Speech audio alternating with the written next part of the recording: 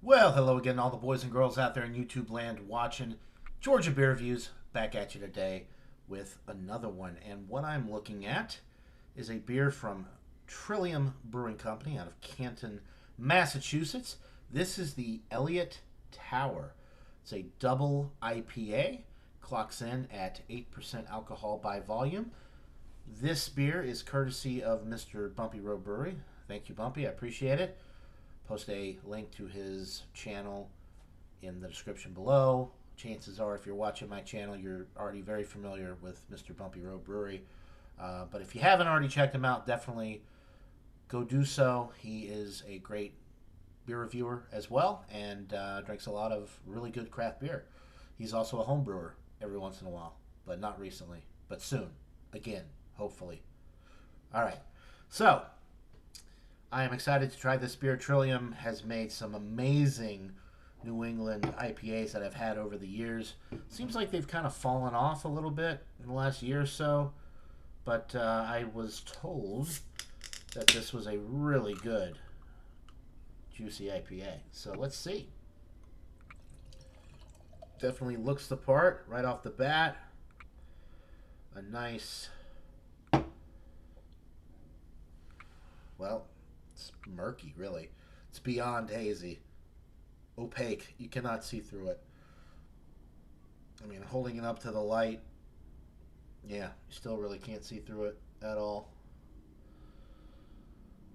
It is orange, bright orange. It looks a little darker on camera, but it's pretty bright orange, yellowish orange color.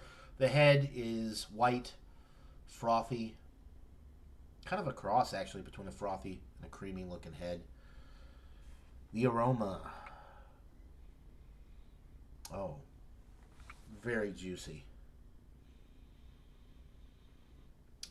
Citrus, for sure. Some orange, citrus notes.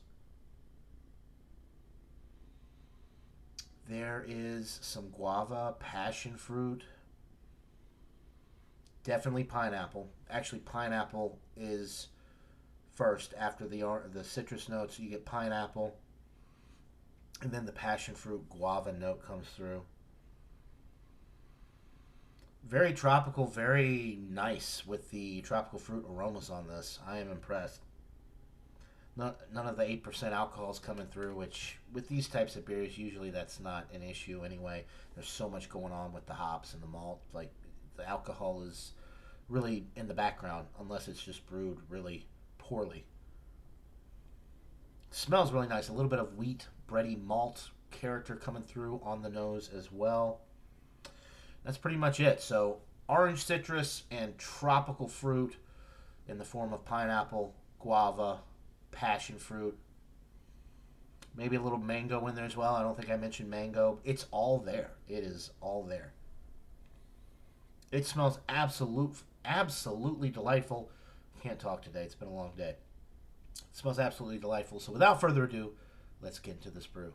Cheers, guys.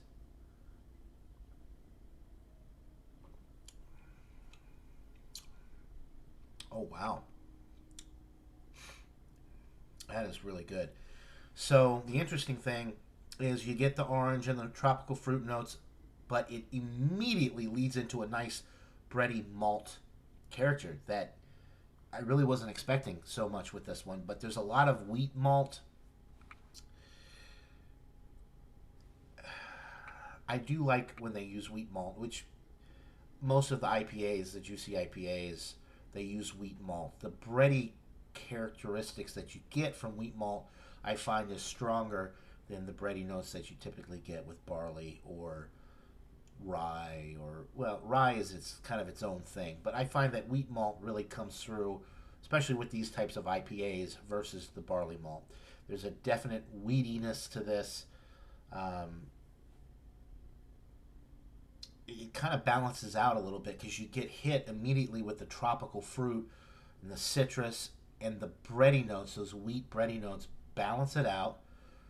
And then on the finish, you get a little bit of bitterness from the hops, but because it's a New England style IPA, it's juicy. It's not a overpowering bitterness. It's very nicely balanced from start to finish. It is slightly drying going down. It's juicy throughout the sip, but then as you swallow it down, it kind of dries out the palate a little bit, probably in part because of the 8% alcohol. It is a higher ABV beer, and that tends to happen when you have these types of beers. As you swallow it down, the juiciness fades and it dries the palate out, which is very inviting because you want to go right back in for another sip. At the same time, it's dangerous because you can really guzzle this thing down because it's super crushable, as the kids like to say, and none of the alcohol is coming through whatsoever. You could get into a lot of trouble drinking this beer. Absolutely delightful. The body is on the medium side. The carbonation is on the lower end of medium, but it does have a nice little prickly carbonation, which is really nice.